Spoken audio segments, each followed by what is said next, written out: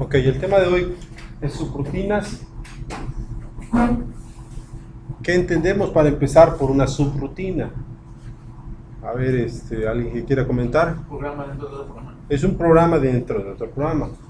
La ventaja de este subprograma es de que yo lo puedo ejecutar en el momento en que yo quiera. ¿Ok? ¿Cuándo es factible hacer uso de subrutina? Cuando es un conjunto de instrucciones o un pequeño programita que recurrentemente usamos en diferentes programas. En lugar de estar volviendo a programar todo eso, mejor creo una subrutina y yo la ejecuto. O la puedo anexar en una librería, así es. Y ya esa librería la cargo en cualquier programa y la ejecuto. O en un programa, no necesariamente debe de estar en una librería, pero en un programa tal vez necesito hacer muchas veces el cálculo de un factorial, por ejemplo. Entonces, cada vez que requiera el cálculo de factorial, imagínense que conlleve unas 15 líneas de programa. Entonces, en lugar de estar escribiendo eso a cada rato, mejor lo escribo una sola vez y en el momento del programa donde yo requiera el cálculo de ese factorial, pues nada más lo ejecuto, lo llamo. ¿Me explico? Entonces la definición nos dice que una subrutina es un conjunto de instrucciones al que se tiene acceso desde cualquier punto del programa principal. Es decir, es un subprograma que se ejecuta cada vez que el programa principal lo necesita. ¿Cómo se ejecuta? Pues hay que mandarlo a llamar. Y para mandarlo a llamar está la instrucción call. Hay que hacer una llamada a la subrutina con la instrucción call. ¿Cuál es su sintaxis? Pues únicamente call, espacio y el nombre de la subrutina. ¿Ok?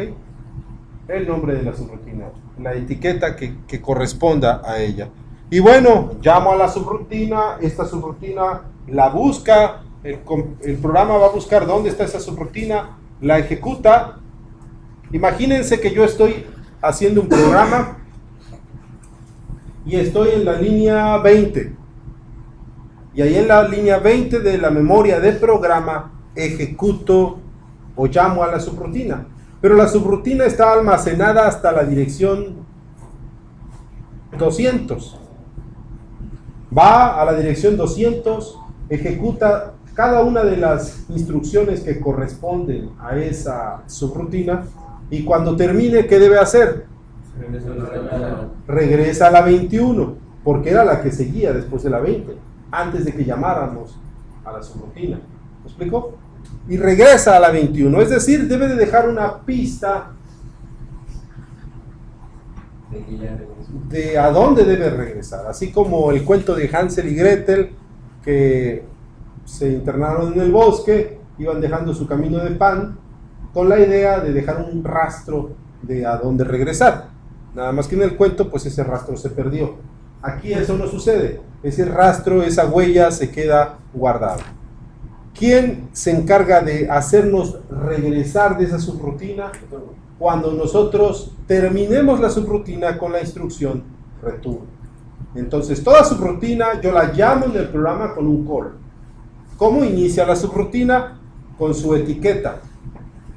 Y como termina, con un return, así es. Entonces, este return, como acabamos de decir, es un salto inteligente, entre comillas, porque sabe a dónde tiene que regresar. ¿Regresa a la instrucción después del call? Así es. Imagínense, repito, estoy en la instrucción 20, llamo a la subrutina, que está en la 200. Termina de ejecutarla y regresa a la 21, ¿verdad? Después continúa mi programa y en la 40 otra vez llamo a la subrutina. De la 40 se va a la 200, a la dirección 200, ejecuta la subrutina y tiene que regresar a la 41. Entonces ese return primero me hizo regresar a la 21 y después me hizo regresar a la 41. Pues qué magia hace ese return. No hace ninguna magia. Ahorita veremos en qué consiste eso que hace el return. Pero la instrucción es de direccionamiento implícito, no requiere operandos, únicamente se ejecuta con un return y es todo. Veamos el ejemplo de la ventaja que tiene el uso de las subrutinas. Si verifican, este programa está demostrando que hay un espacio de líneas de código que corresponden al proceso X que yo voy a ejecutar. Y ese proceso X lo ejecuto varias veces dentro de un mismo programa y hace que el programa se vuelva muy extenso. Sin embargo, si ese programa lo convierto, o ese proceso X, lo utilizo como una subrutina llamada proceso X, pues solamente la debo almacenar una vez y ejecutarlas cuantas veces lo necesite. Aquí observemos el diagrama que me muestra que únicamente debo de poner la llamada a esa subrutina. Cuando se encuentre el programa con ella, busca a la subrutina y regresa a la instrucción siguiente. Continúa la ejecución del programa, se topa nuevamente con la llamada a esa subrutina y ¿qué va a hacer? La ejecuta y regresa, pero ahora a la 41, como habíamos dicho, ¿no? Y continúa el programa, se topa de nuevo con una tercera ocasión, la busca, la ejecuta y continúa en la siguiente hasta que termine. Así es.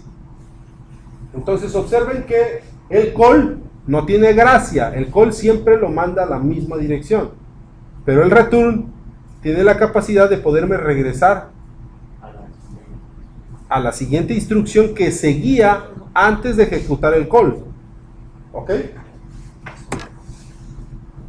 Es posible llevar a cabo también subrutinas anidadas, es decir, estoy ejecutando una subrutina y dentro de esa subrutina que ya se llamó, llamo a una segunda. Dentro de esa segunda puedo llamar a una tercera. Y dentro de esa tercera puedo llamar a una cuarta. Cuando termine la cuarta, ¿qué va a hacer? Regresa a la tercera en la línea donde se le llamó. Termina la tercera. Y al terminar la tercera, regresa a la segunda en la siguiente línea de donde se llamó. Termina con la segunda. Y regresa a la primera después de la línea donde se llamó a la segunda. Y cuando termine la primera, regresa al programa principal después de la línea a donde se llamó la primera subrutina. ¿Me explico? Necesitaría 4 return. Cada subrutina termina con un return y cada return me llamó a la dirección correspondiente.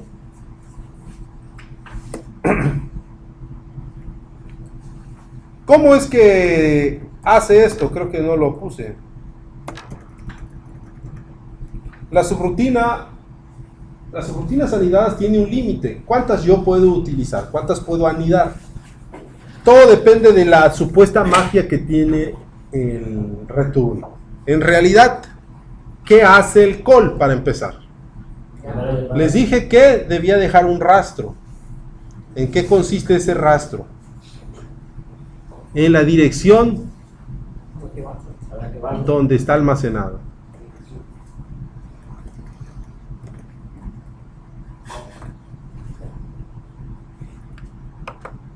Imaginemos lo siguiente. Imagínense que esta subrutina, esta llamada está almacenada en la dirección, dijimos 20, ¿verdad? El siguiente call está en la 40.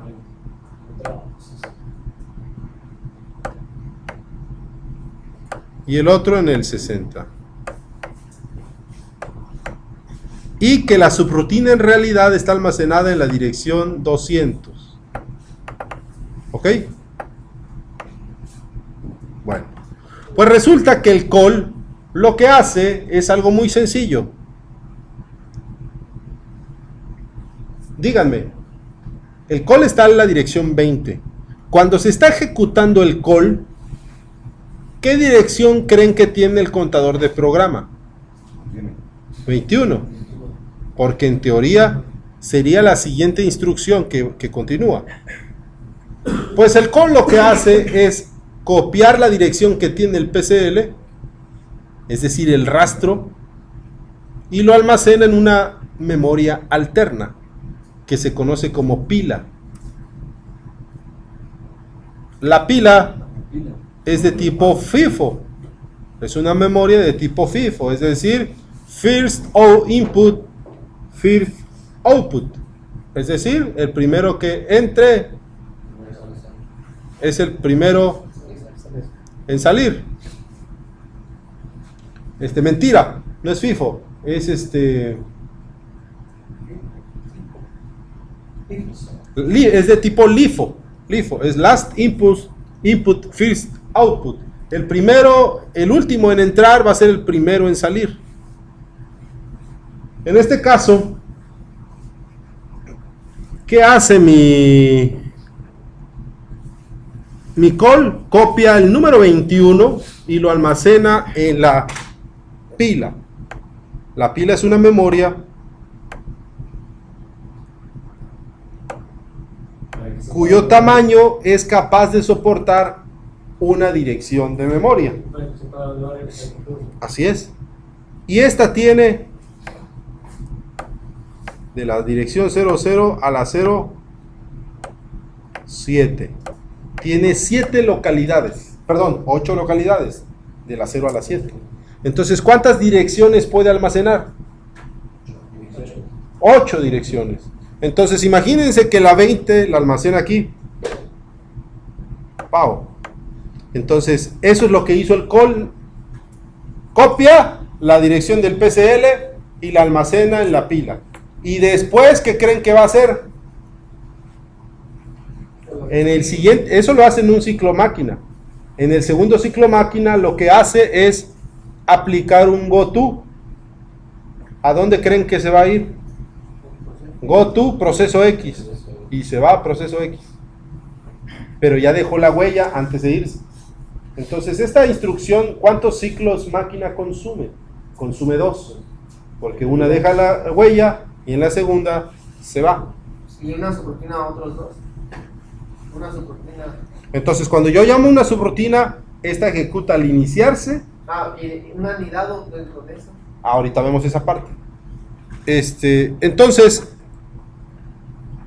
este call, proceso X, repito, almacenó el contenido del... Bueno, y aquí yo lo escribí mal y no se dieron cuenta.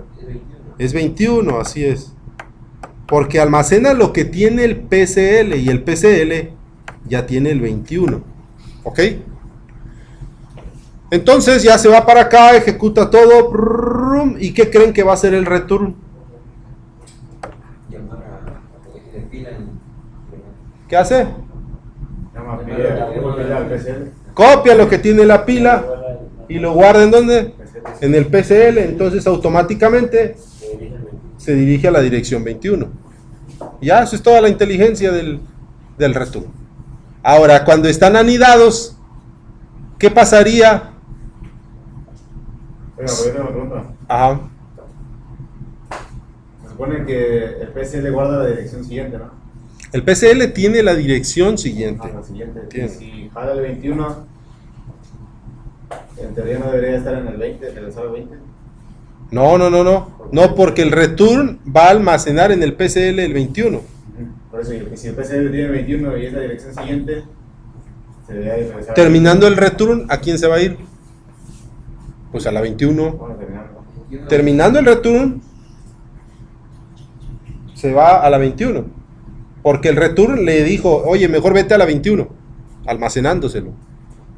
¿Me explico? ¿Sí?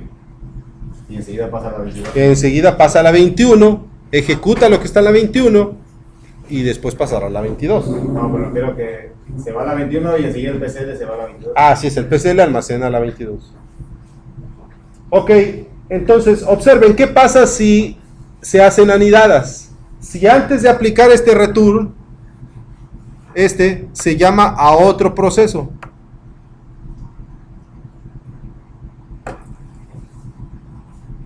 Entonces, ¿qué va a suceder? Pues esta dirección, cuando se llame a otro aquí adentro, este call, ¿en qué dirección se les ocurra que está este call? No puede estar en la 21. Observen. En la 205, por ejemplo, después de la 200. ¿Ok? Entonces, ¿qué va a suceder? ¿Qué hace ese segundo call? Guarda el 205, 206. Si este call está en la 205, ¿qué tiene el PCL? 206. Entonces, guarda el 206, pero ahí había almacenado un número 21. ¿Qué pasa con el 21? Se corre. Se corre. Lo empuja. Ese nuevo dato empuja al siguiente para que se almacene más abajo. ¿Cuál es lo máximo que puedo tener? ¿Cuántas subrutinas anidadas puedo tener? 8, porque es la máxima capacidad de direcciones que puedo retener en la pila. Así es. Entonces imagínense cuando termine ese proceso Y, ese proceso Y termina con un return, ¿verdad? Este return de proceso Y termina, y este return, ¿qué va a hacer?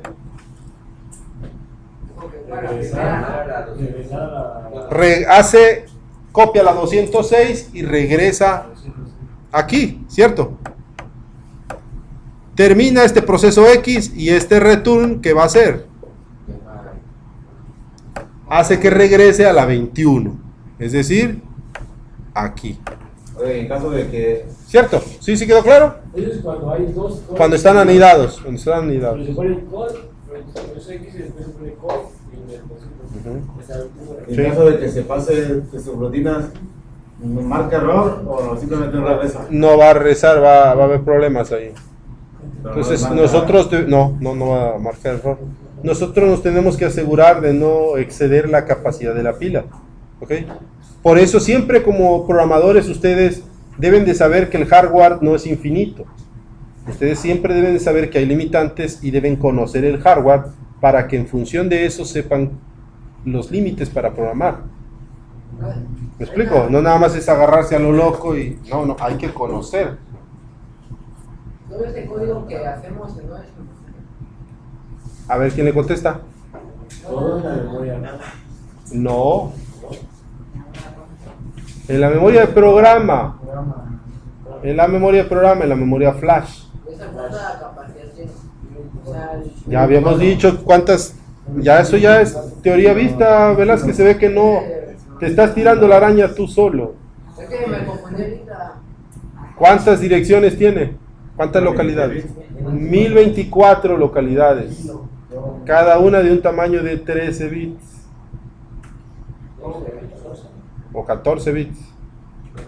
Pero son 1024. ¿Sí? Es cierto lo que dijiste, entonces, ¿verdad?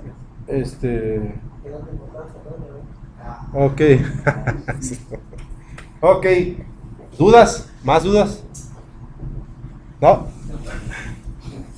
Yo lo para 2, 3, 4, 5, 4. Así es. Entonces, bueno. Eso es lo que hace el return. Aparte del return, puede ser que necesitemos un red LW. ¿A qué le suena red LW? Regresar, pero el valor Regresa, pero con un valor en W. Así es. Su sintaxis será como la de move LW, pero es un red LW.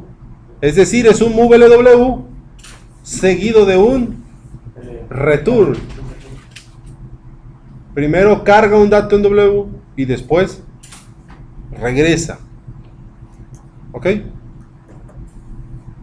Ejemplo. ¿Pero a dónde regresa? ¿A dónde regresa? Pues de donde se haya llamado a la subrutina. Sí, o sea, toda subrutina se llama con un call. Y mi subrutina, donde yo la escribo, inicio con la etiqueta de la subrutina y termino con el return. La puedo terminar con un return o con un red LW. Dice, implementar la siguiente tabla de verdad, álcenle, donde las entradas se manejan en el puerto A y las salidas en el puerto B. Son 3 entradas, tengo 8 posibles combinaciones. 8 posibles combinaciones. Y según la combinación que lea, será la determinada salida que mande. Así como el que acaban de hacer ustedes. Pero usando subrutinas. ¿Ok? Pero usando subrutinas. Entonces, lo más factible es hacer lo siguiente. La parte de configuración ya se la saben. ¿Y qué es lo primero que se hace? Se lee el programa. Se lee el puerto. Para saber cuál es el índice. Pero si ustedes observaron, es el manejo de una tabla. Y en base a lo que vimos ayer, cuando se manejan tablas, ¿qué es lo que se debe utilizar? ¿Qué estructura de programación se utiliza para mandar ese tipo de salidas? No, el tema de ayer, ¿cuál fue? Ayer fue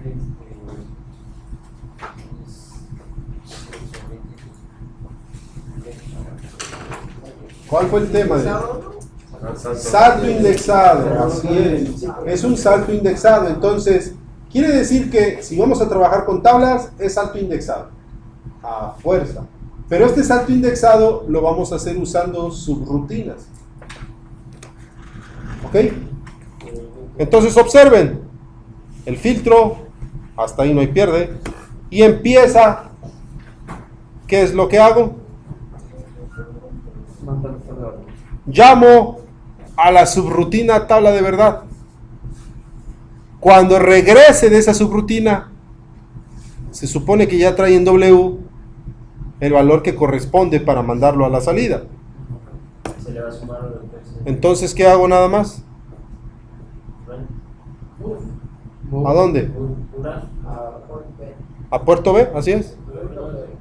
Entonces repito, llamo a la subrutina y dentro de la subrutina se supone que me devuelve con el valor de la correspondiente configuración.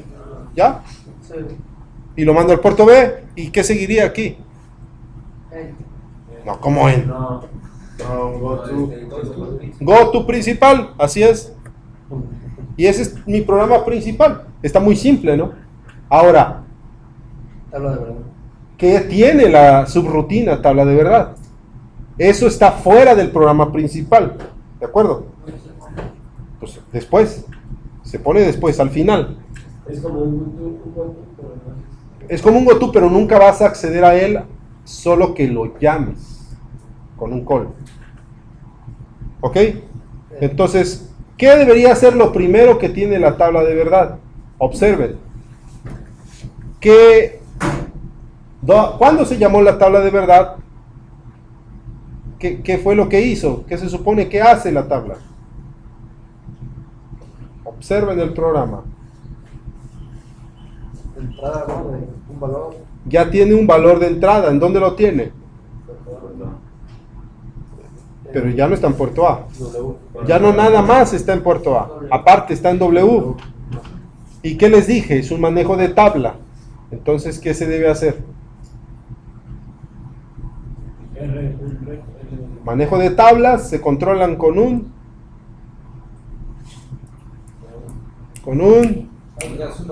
lo acaban de decir, con un salto indexado. Entonces, ¿qué debe hacer primero la tabla de verdad? Pues el salto indexado. El salto indexado. ¿Todos de acuerdo? Se leyó el puerto A, se aplicó el filtro y de ahí se viene para acá. Ahí se le va a sumar el valor de W con el que está en el contador. Con el que está en el contador. Y entonces, si cuenta 0, si en el puerto A hay un 0, ¿qué debe hacer después del ADDWF?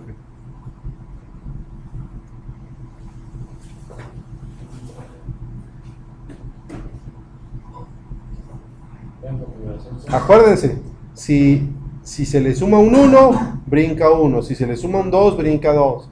Lo máximo que puede leer es un 7 para que brinque 7. Pero si leyó un 0, no brinca. Entonces, ¿qué debo poner después del ADDWF? Para un 0.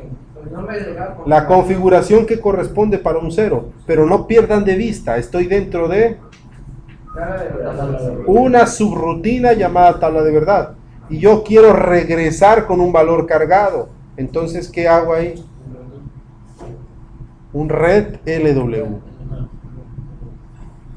O sea, si cae aquí, ¿qué hace? Y ya pone el valor que Carga en W el valor que corresponde cuando lea 0 y automáticamente me regresa al programa principal. Yo tengo que estar anotando configuración. Está mucho más sencillo, ¿no? ¿Cierto o falso? pero ¿cómo elige el que va a agarrar? Pues los saltos, dependiendo de lo que... ¿Cuánto leyó en el puerto A? Tú en el puerto A modificas tu entrada y le pones 8. ¿Quieres ver un 8 en tu display, por ejemplo? Entonces, el PCL se le suma el 8 que ya está en W. ¿Y qué va a hacer? ¿Se brinca cuántas? 8. Entonces, ¿qué debería haber aquí? Red LW, el número binario que corresponde a la visualización del 8. No hay, pero te estoy diciendo en el ejemplo, en tu ejemplo, ¿no? Para este ejemplo solamente hay 8 configuraciones. Entonces solamente puede leer hasta 7. ¿Sí? Me refería al ejemplo que hicieron ayer del hexadecimal. ¿Preguntaste algo? No te escuché. Que WFPCL es simplemente para Siempre va a ser para saltar acorde al índice. Ese es el salto indexado. Siempre es salto indexado. Siempre se usa salto indexado cuando trabajamos con tablas. Y eso lo hace el ADD WF. ¿Preguntas? ¿Estaba sencillo? Sí, vamos a ver. ¿Puedes regresar a la anterior? No, es como que entendemos lo que damos. Bueno, pues ahorita les voy a poner otro más sencillo todavía. Iniciando la siguiente hora. Eso está más sencillo. Todavía un poco más simple y ya después un ejercicio. ¿Ok?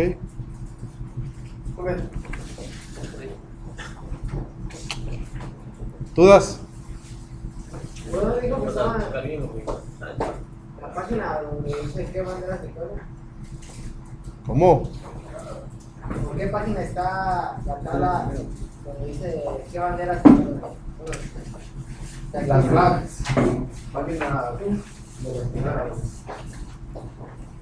Las flags.